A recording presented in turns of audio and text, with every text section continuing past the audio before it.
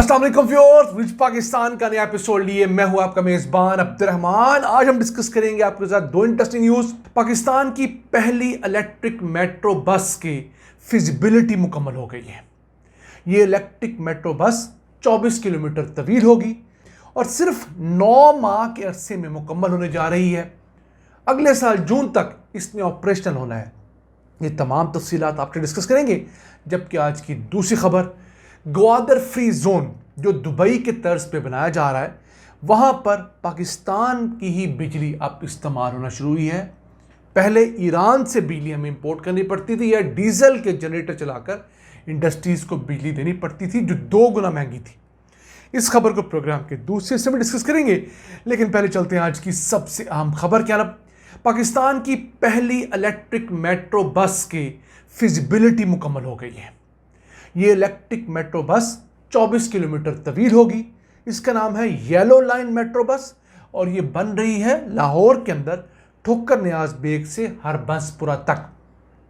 इस metro bus के ज़रिए रोज़ाना 1,30,000 मुसाफिर जो हैं वो सफ़र कर सकेंगे और ये 80 अरब रुपए की लागत से तामीर होगी। सिर्फ 9 माह का अरसा दिया गया है इसकी तामीर के लिए। उसकी वजह यह है कि कोई एक्स्ट्रा लैंड खरीदनी नहीं पड़ेगी। बेसिकली लाहौर के दरमियान से गुजरने वाली जो लाहौर कैनाल है, उसकी दोनों साइड्स के ऊपर, राइट और लेफ्ट के ऊपर, एक एक मजीद लेन जो है वो बनाई जाएगी। अब समझ लीजिए 12 फुट की, 15 फुट की, बस उसी के ऊपर इस मेट्रो बस ने चलना है। जाने वाली साइड पे एक लेन और फिर आने वाली साइड पे एक लेन नहर के दूसरी तरफ, और उसी साइड के ऊपर इनके बस स्टेशन भी बनेंगे। अब ये जो बस है इसीलिए 9 माह के अंदर मुकम्मल होगी, क्योंकि सितंबर 2025 में इसकी कंस्ट्रक्शन शुरू होगी, जून 2026 में इसने ऑपरेशनल होना है और ज़मीन के ऊपर सारा इंफ्रास्ट्रक्चर है। सिर्फ लोगों के आने जाने के लिए जहाँ फिजिबल हुआ वहाँ नहर के नीचे से अंडरग्राउंड एक रास्ता बनाया जाएगा, वरना ओवरहेड ब्रिज बनाया जाएगा ताकि लोग इधर से उधर बासानी जा सकें। 20 इलेक्ट्रिक बसों के सेट जो हैं वो चाइना से इंपोर्ट किए जाएंगे इस रूट के ऊपर चलने के लिए। यही वजह है कि इसकी लागत बहुत कम है, 80 अरब रुपए। अगर यही बस जो है वो शहर के अंदर कहीं बनाई जाती तो इसकी लागत तकरीबन 150-200 अरब रुपए हो जानी थी, क्योंकि उसके लिए आपको लोगों की ज़मीन खरीदनी पड़ती है, इंफ्रास्ट्रक्चर बहुत सारा पीछे करना पड़ता है, बिजली के खंभे होते हैं, कहीं से सीवरेज की लाइन बड़ी गुजर रही होती है, कहीं से गैस का इंफ्रास्ट्रक्चर गुजर रहा होता है, तो उन तमाम चीज़ों को देखना पड़ता है। अलबत्ता एक इशू इस बस की वजह से आना है, वो है इन्वायरमेंट का इशू। अब जिस जगह से ये गुजरेगी उसे लंग्स ऑफ लाहौर भी कहा जाता है। लाहौर में ये जो पट्टी है नहर वाली, इसके ऊपर सबसे ज़्यादा दरख्त है। तो इस नई कंस्ट्रक्शन की वजह से, एक नई लेन बनने की वजह से तकरीबन कोई 1400 बड़े दरख्त जो हैं वो काटने पड़ेंगे। उसके ख़िलाफ़ जो मुख्तलिफ इन्वायरमेंट की तंजीमें हैं उन्होंने बाकायदा एहतजाज भी शुरू कर दिया है और एक तहरीक शुरू की जा रही है, इसका नाम है चिपकू तहरीक। जी हाँ, लोग कह रहे हैं कि हम जाके दरख्तों को चिपक जाएंगे और हुकूमत को कहेंगे कि आप इस दरख्त को काटने की बजाय पहले हमें काटें। तो ये एक इशू हुकूमत के लिए ज़रूर बनेगा, लेकिन इसका एक हल निकाला जा सकता है।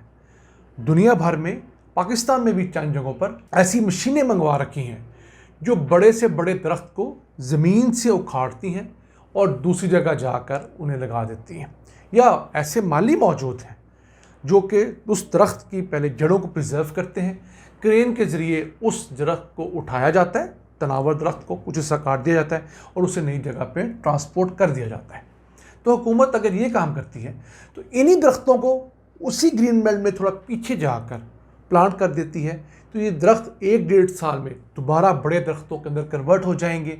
तो हमारा इन्वायरमेंट का इशू भी नहीं होगा और लाहौर के लिए साफ़ हवा के साथ साथ अच्छी बेहतरीन ट्रांसपोर्ट भी होगी।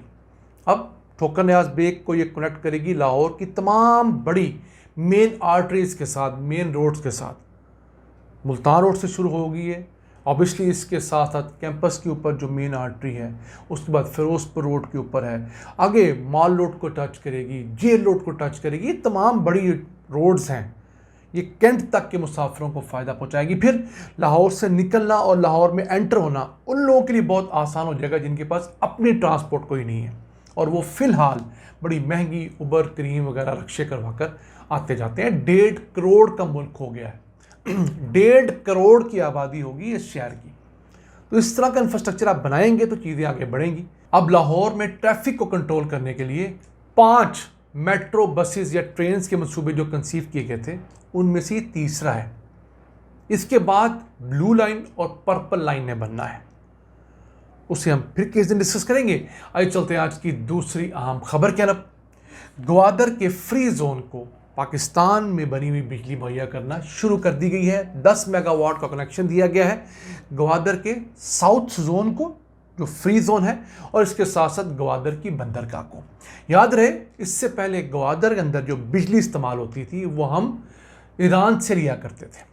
ईरान में जब बिजली की शॉर्टेज होती थी, कुछ और मसाइल होते थे, तो हमारे ग्वादर के अंदर भी बिजली की लोड शेडिंग हो जाया करती थी। अभी हालिया ईरान इसराइल जंग के दौरान ग्वादर और मकरान बेल्ट को जो बिजली की तरसील है वो रुकी रही है कई दिन।